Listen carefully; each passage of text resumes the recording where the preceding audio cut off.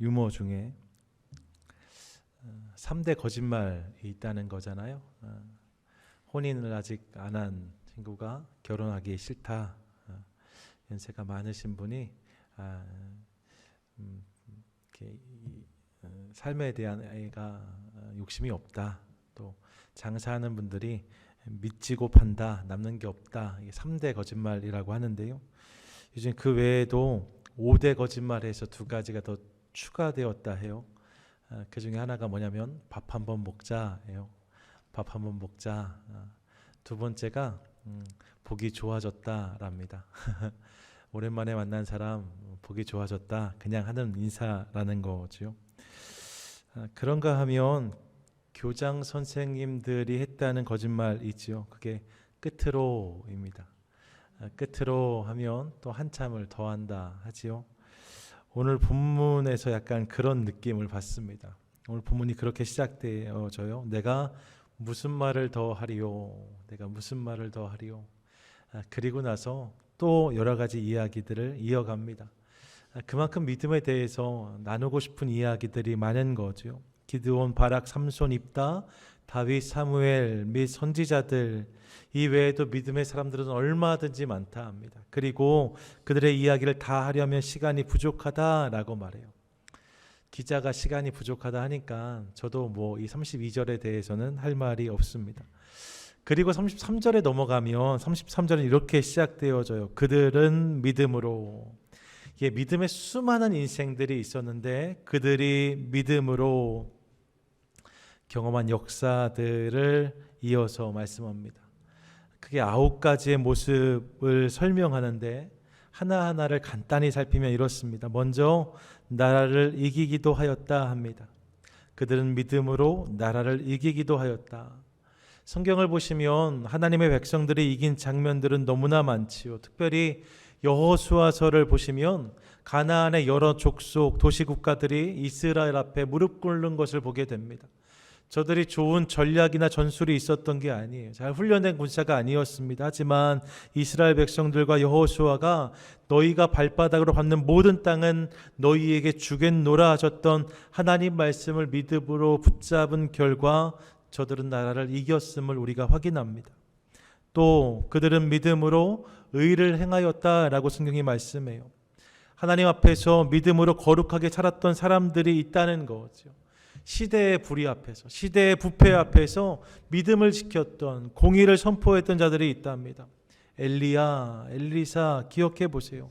서슬퍼런 왕의 부정 앞에서도 저들은 당당히 하나님의 공의를 선포했습니다. 소선지서에 나오는 모든 말씀들은 기본적으로 시대의 불의 앞에 외치는 소리라 할 수 있습니다. 이게 믿음으로 하나님의 공의를 선포했다는 거예요. 또 그들은 믿음으로 약속을 받기도 하였다 합니다. 이미 우리가 살핀 바지요. 아브라함이 약속을 받았습니다. 이삭이, 야곱이, 이스라엘 백성들이 약속을 받았습니다. 믿음으로 그 약속을 받고 붙잡은 사람들이 그들입니다. 또 그들은 믿음으로 사자들의 입을 막기도 하였다 합니다. 누가 떠오르세요? 삼손도 있죠. 또요, 다니엘도 있습니다. 특별히 다니엘을 좀 나눠보고 싶은데 그는 믿음으로 주님께 하루 3번씩 드리는 기도를 멈추지 않았어요.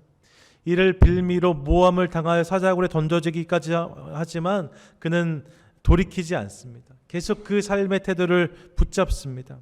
결국 사자굴에 들어간 다니엘, 그런데 하나님께서 당신의 천사들을 보내셔서 사자들의 입을 막으심으로 사자굴에서도 그를 안전하게 지키셨다고 성경은 말씀합니다.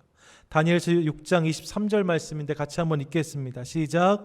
왕이 심히 기뻐서 명하여 다니엘을 굴에서 올리라 하매 그들이 다니엘을 굴에서 올린즉 그의 몸이 조금도 상하지 아니하였으니 이는 그가 자기의 하나님을 믿음이었더라. 아멘. 뭐라고요? 자기 하나님을 믿음이었다고요.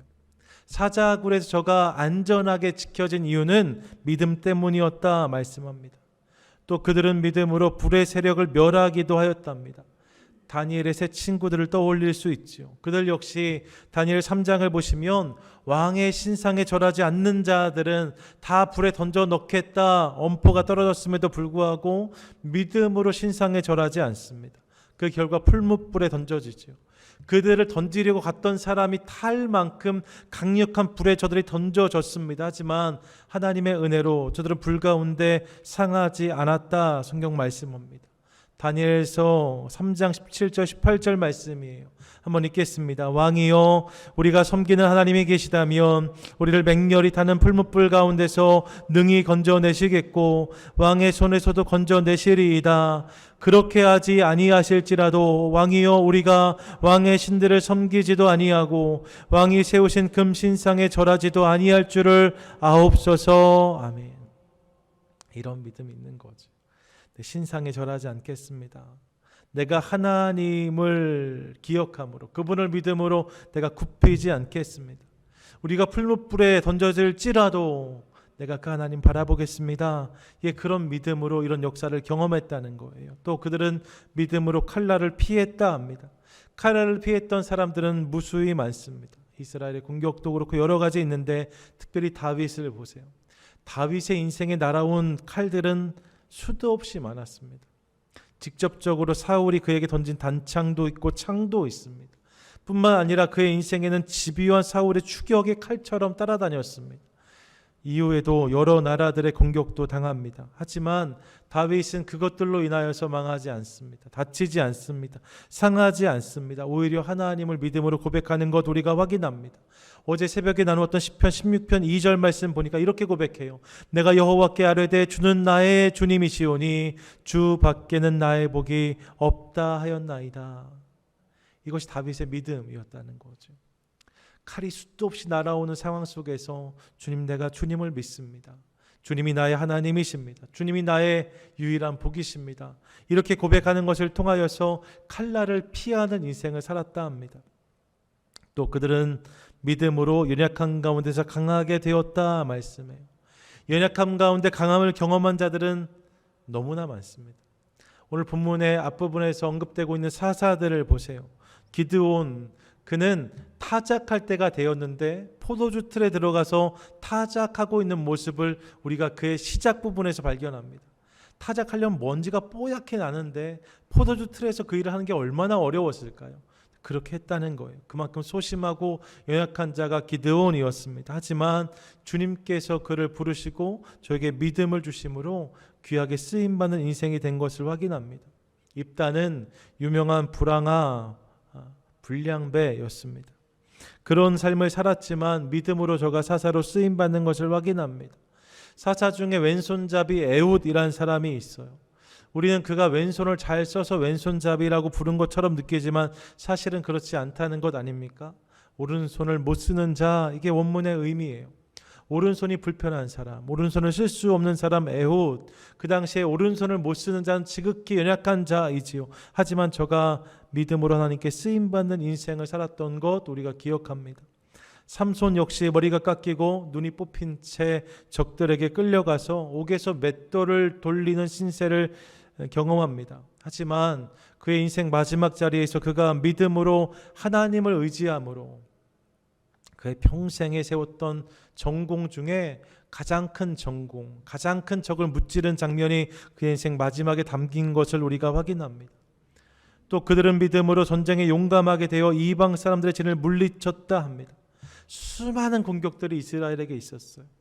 공격해왔던 적들은 늘 견고한 진을 갖추어서 이스라엘 향해 달려왔습니다.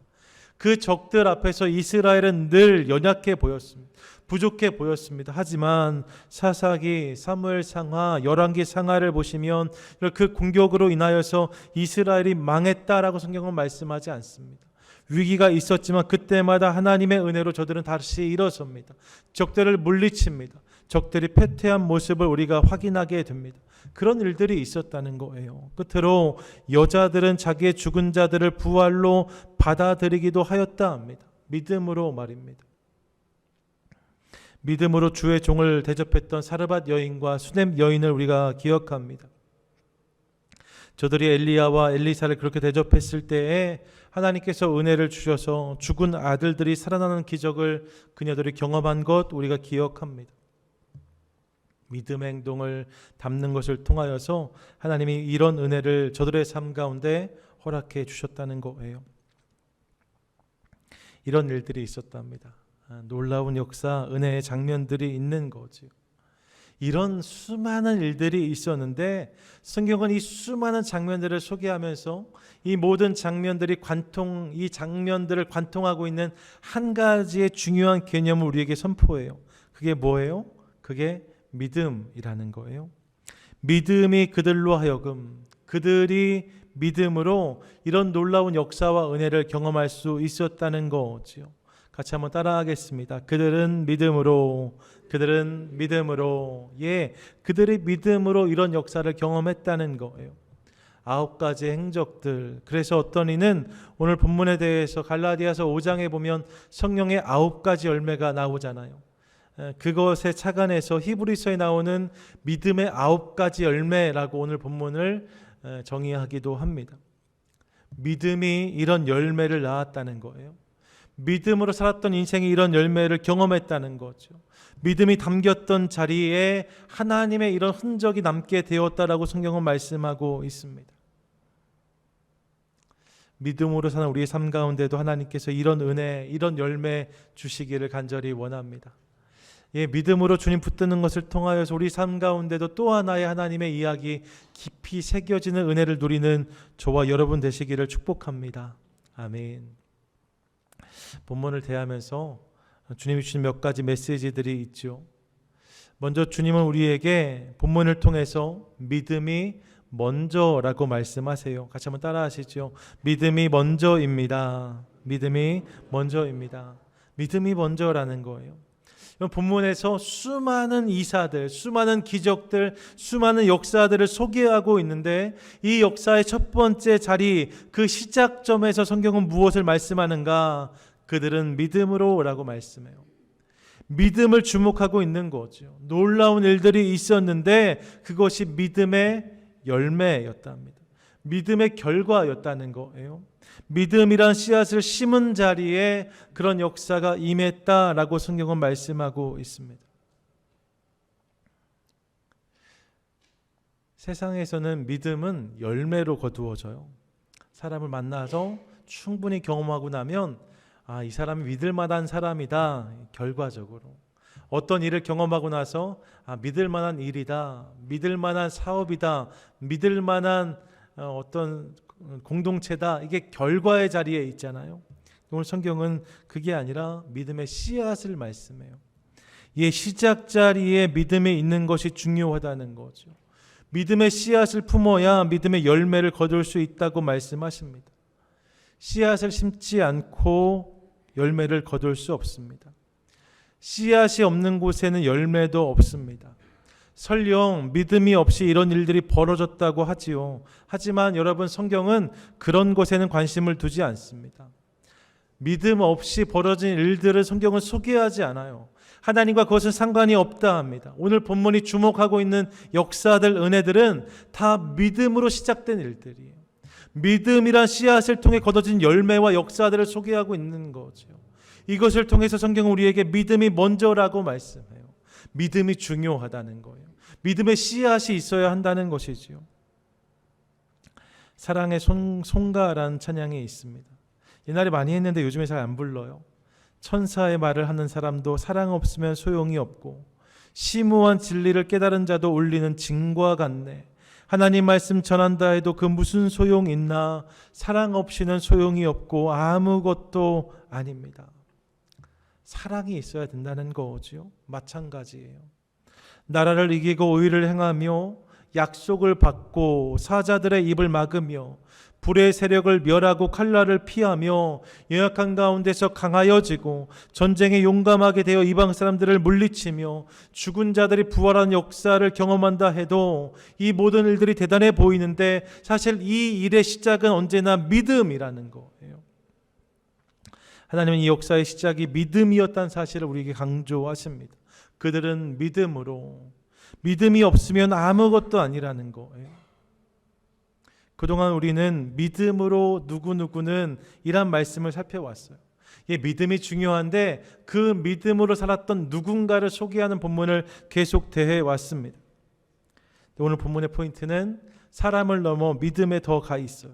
믿음의 포인트가 있는 거죠. 믿음으로 누구를 넘어서 이제 그들이 믿음으로라고 말씀해요. 여러분, 믿음이 먼저랍니다. 시작 자리에서 믿음을 붙드는 것이 중요하답니다. 믿음의 씨앗을 갖고 사는 인생이 중요하답니다. 이것도 챙기고 저것도 챙기고 그리고 나서 챙겨야 될 것이 믿음이 아니라고 하세요. 이것도 해보고 저것도 해보고 그것도 안 되면 붙잡는 것이 믿음이 되어선 안 된다 하십니다. 믿음이 먼저랍니다. 능력보다도 믿음이 먼저입니다. 역사보다도 믿음이 먼저입니다. 승리보다도 믿음이 먼저입니다. 기적보다 믿음이 먼저입니다. 기적보다 믿음이 먼저입니다. 여러분, 믿음을 붙잡아야 이런 일들이 임하여지는 거예요. 놀라운 은혜를 원한다면 주님 우리에게 먼저 믿음을 심으라 하십니다. 믿음을 살피라 하십니다. 믿음을 붙잡으라 하십니다. 이 말씀을 기억하며 무엇보다 먼저 믿음으로 시작하는 저와 여러분 우리 모두가 되실 수 있기를 원합니다. 둘째로 주님은 믿는 자를 쓰신다라고 말씀하세요. 한번 따라 하시죠. 주님은 믿는 자를 쓰십니다. 주님은 믿는 자를 쓰십니다. 오늘 본문에서 우리가 만난 놀라운 역사의 중심에 있던 이들, 그런 사람들이 있습니다. 근데 성경은요, 그들이 잘나서, 잘 싸워서, 힘이 세서, 잘 알아서, 잘 참아서, 많은 것을 가져서 라고 말씀하지 않아요. 놀라운 역사들을 설명하면서 성경은 그런 것에서 저들이 이겼던 조건과 이유를 찾지 않습니다. 그들이 그런 역사와 은혜를 경험한 이유는 한 가지랍니다. 그들은 믿음으로 뭐예요? 그들이 믿음의 사람들이었다는 거예요. 주님은 당신께 쓰임받는 자에 대해서 다른 조건과 능력을 요구하지 않으신답니다. 믿음을 찾으신대요. 믿음이 있으면 쓰임받는 인생이 되는 거죠. 믿음이 있으면 주님의 역사를 경험하게 되는 거지요. 역사 속에 주님께 쓰임받았던 인생, 그들의 삶에는 믿음이 있었다라고 말씀하고 있습니다. 믿음이 있어야 쓰임받을 수 있답니다. 주님은 믿음 없는 자를 쓰지 않으세요. 아니요, 믿지 않는 자는 쓰실 수가 없어요. 우리는 많은 것을 가졌지만 근심하며 돌아갔던 부자 청년을 알고 있습니다. 소년 다윗에게 목이 떨어졌지만 누구보다 강한 힘을 자랑했던 골리앗도 알고 있습니다. 이스라엘의 첫 번째 왕으로 기름 부음을 받고 누구보다 존귀하게 쓰임받을 수 있었던 왕 사울도 우리는 알고 있습니다. 여러분, 나쁜 사람이다라는 선입견을 가져서 그렇지 조건만 놓고 보시면 그들도 좋습니다. 아니요, 그들은 더 훌륭합니다. 하나님이 만약에 그들을 쓰셨다면 더 쉽지 않으셨을까, 더 편하지 않으셨을까 생각해 봅니다.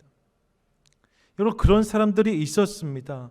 하지만 주님은 그런 그들 대신에 밤새 그물을 내렸지만 고기 한 마리 잡지 못했던 어부들을 부르십니다.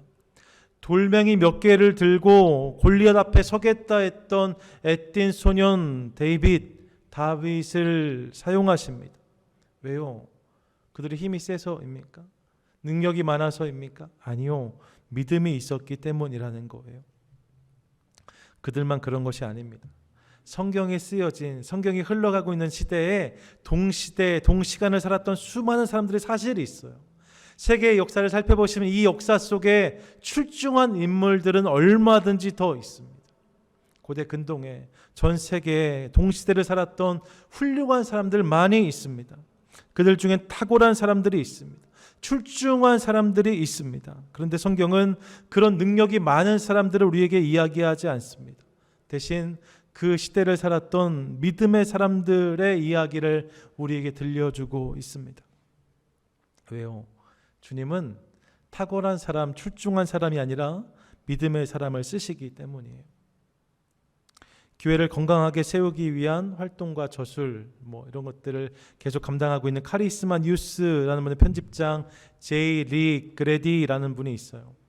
이분이 몇 년 전에 하나님이 쓸 수 없는 사람의 7가지 유형이라는 글을 칼럼으로 실었는데 내용이 이런 것입니다. 하나님이 쓸 수 없는 7가지 사람들. 첫 번째, 예수님을 조수석에 앉힌 운전자들은 쓰임받을 수 없답니다.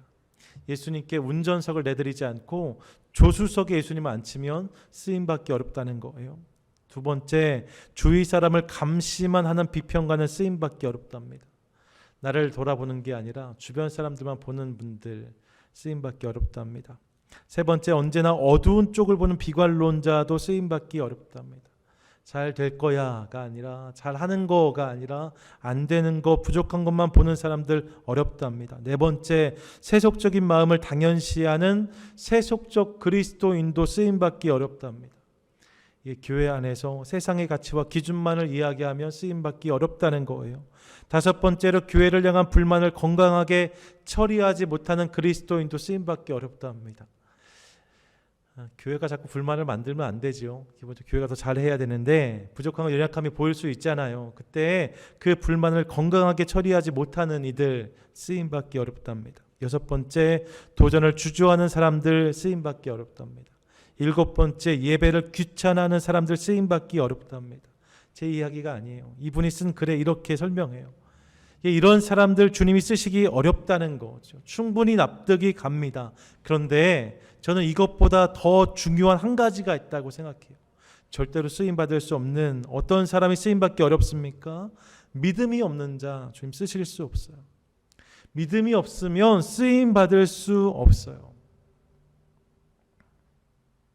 아무리 많은 것이 있어도, 아무리 많은 것을 알아도, 아무리 잘 나가도 믿음이 없는 인생을 통해 주님은 일하실 수가 없어요. 반대로 말씀드리면 믿으면 쓰임받을 수 있습니다. 믿으면 쓰임받을 수 있습니다. 여러분 믿으십니까? 아멘. 약하고 부족해도 쓰임받을 수 있어요. 내세울 것이 없어도 쓰임받을 수 있어요. 자랑할 것이 없어도 주님은 쓰시겠다 말씀하세요. 믿음이 있으면 주님이 쓰신다는 거예요. 그렇게 주님께 쓰임받기 원하신다면 무엇보다 믿음의 사람이 되는 우리 모두가 될 수 있기를 원합니다. 날마다 주님 나에게 믿음을 구비시켜 주십시오. 믿음을 더해 주십시오. 함께 기도하도록 하겠습니다. 믿음이 있으면 주님이 일하시는 거예요. 찬송가 542장 함께 불렀는데, 구주 예수 의지함이, 찬양을 보시면 이렇게 고백해요. 구주 예수 의지함이 심히 기쁜 이를세 영생 허락받았으니 의심하주 없도다. 여러분 보세요. 지금 이 사람 믿음이 있어요, 없어요? 믿음이 있어요. 구주 예수 의지함이 심히 기쁜 일이랍니다. 영생을 허락받았으니 의심이 아주 없답니다. 믿음이 분명히 있습니다. 그런데 후렴에 보면 이렇게 고백해요. 예수 믿는 것은 받은 증거 많도다. 예수 귀한 예수 믿음 더욱 주소서. 뭐라고 고백합니까? 믿음 더욱 주소서 고백해요. 믿음을 더 달라는 거예요. 내가 이미 믿지만 주님 더 큰 믿음을 주십시오 고백하고 있는 작사가의 고백을 만납니다. 저는 이 고백 속에서 주님께 현재형으로 쓰임받기를 간절히 원하는 그의 마음과 소원을 보게 됩니다. 이미 주님을 믿지만 주님 댁에 믿음을 더해 주세요. 주님을 더 믿고 싶습니다. 더 놀라운 일들을 경험하고 싶습니다. 더 놀랍게 쓰임받기를 원합니다. 이 간절한 소원이 이 가사에 담겨져 있는 거죠. 그냥 내가 옛날에 믿었으니 그 믿음으로 하루하루를 자위하는 것이 아니라, 어제의 믿음이 오늘의 믿음을 보장하지 못하기에 날마다 더 큰 믿음 주십시오 소원하는 이 소원이 그에게 있었다는 거예요. 저는 동일한 소원이 저와 여러분 우리의 삶 가운데도 있게 되기를 원합니다. 주님 믿음을 더 주십시오. 믿음을 더 주십시오. 함께 기도할 수 있기를 원합니다. 믿으면 하나님이 일하시는 거예요.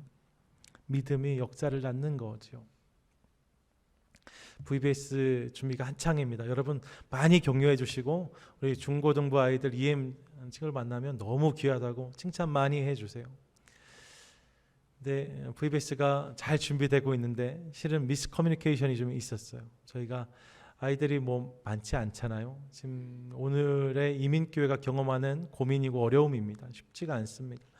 몇몇 대형 교회를 제외하고는 대부분 모든 교회가 다 아이들이 부족한 상황입니다. VBS가 쉽지 않아요.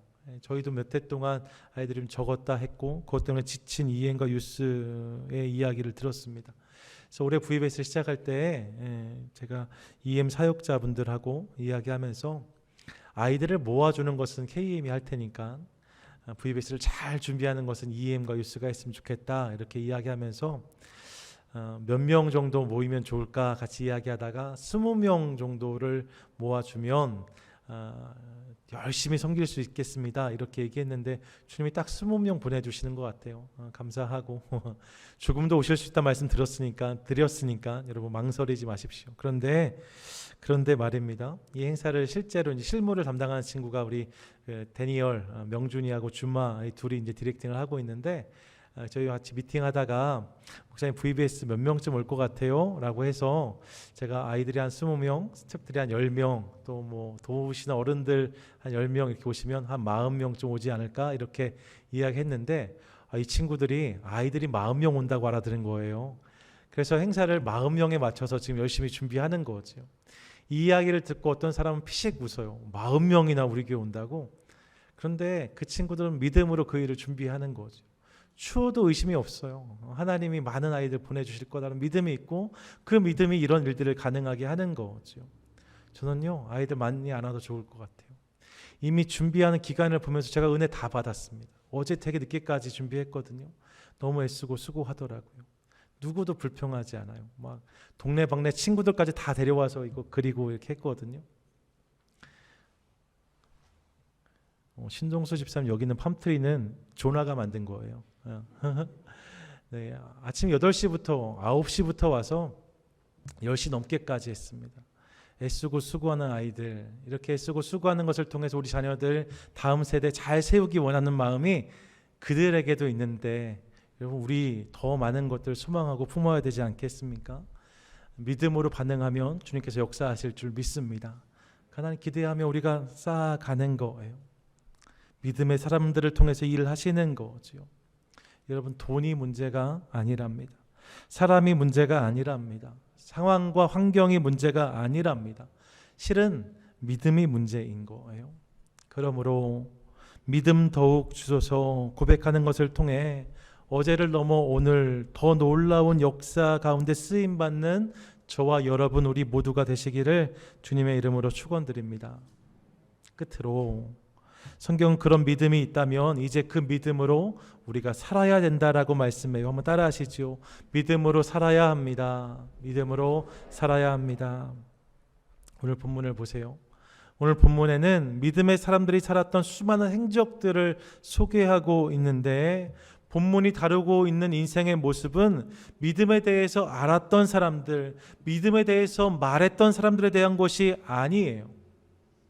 믿음에 대해서 알았던, 믿음에 대해서 말했던 사람들이 이랬다가 아니라 성경은 믿음으로 살았던 사람들이 이런 일들을 경험했다라고 분명히 선포하고 있습니다.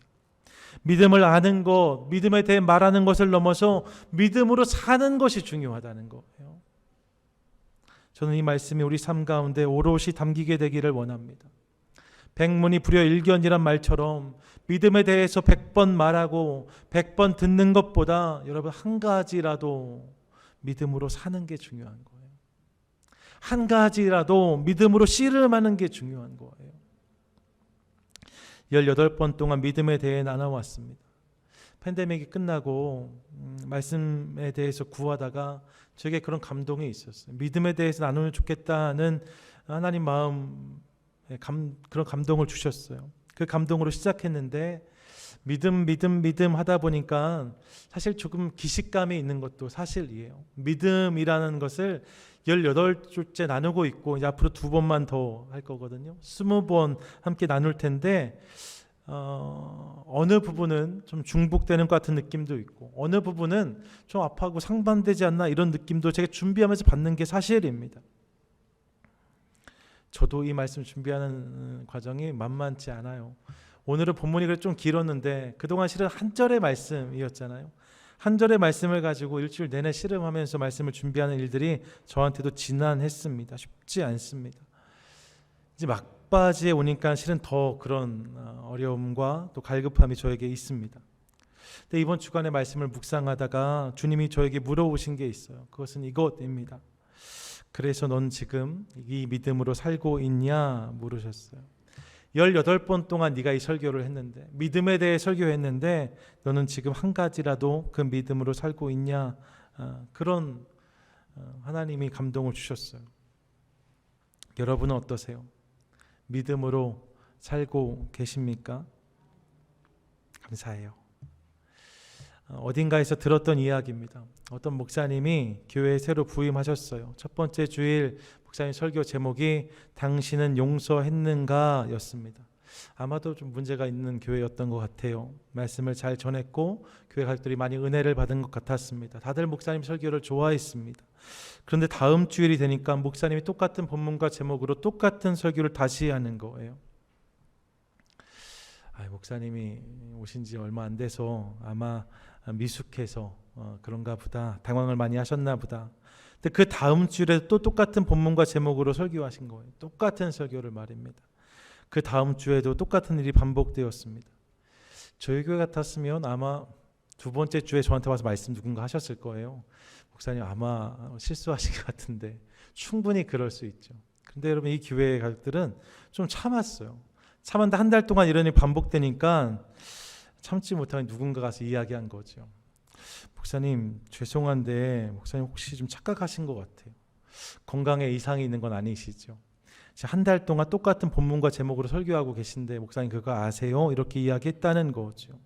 그랬더니 목사님께서 그렇게 말씀하시더라는 거예요.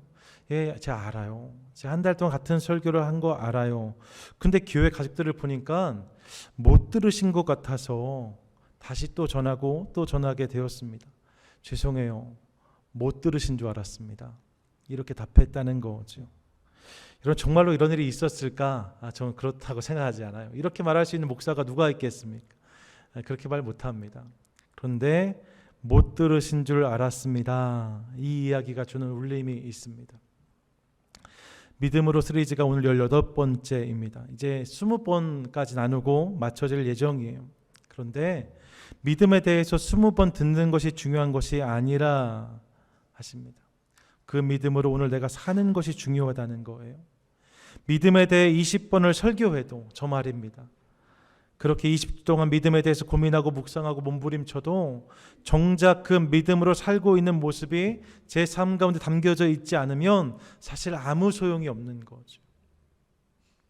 믿음으로 살아야 한다는 거예요. 옆에 분들과 한번 인사하세요. 믿음으로 삽시다. 시작. 믿음으로 삽시다. 여러분 믿음으로 하셔야 돼요. 한 가지 부분만이라도 말입니다. 그냥 막연하게 내가 믿는 사람, 내가 믿음의 삶 이렇게 말씀하지 마시고 여러분 정말로 내 삶 가운데 내가 지금 믿음으로 반응하고 있는 그 한 가지 부분이 있는지 우리 정직하게 돌아보기 원해요. 그리고 그 부분을 붙잡는 거죠. 우리 가정에서, 우리 사업과 직장에서, 우리 교회에서 내가 믿음으로 반응해야 될 것이 무엇인지를 묻고 믿음의 반응을 담아가도록 하겠습니다. 믿음으로 그것을 결단하고 걸어가겠습니다. 그때 하나님께서 그 부분 가운데 놀라운 은혜와 역사를 담아주실 줄 믿습니다. 오늘 본문은 그들은 믿음으로 라고 선포하면서 그들이 들었던 믿음, 그들이 알았던 믿음, 그들이 말했던 믿음이 아니라 그들이 살아냈던 믿음을 우리에게 보여주고 있어요. 바라기는 오늘 말씀을 마음에 새김으로 믿음의 삶을 결단하고 그 믿음의 걸음을 한 걸음 한 걸음 내딛는 것을 통하여서 가나 혼인잔치에서 맨 마지막 장면에 물 또 온 하인들은 알더라 하잖아요. 여러분 믿음으로 살지 않으면 결코 알 수 없는 것이 있답니다. 결코 느낄 수 없는 것이 있답니다. 결코 경험할 수 없는 일들이 있답니다. 믿음으로 사는 것을 통하여서 이 놀라운 주님의 역사를 경험하고 간증하고 자랑하는 저와 여러분 우리 모두가 되시기를 주님의 이름으로 간절히 축원드립니다. 아멘.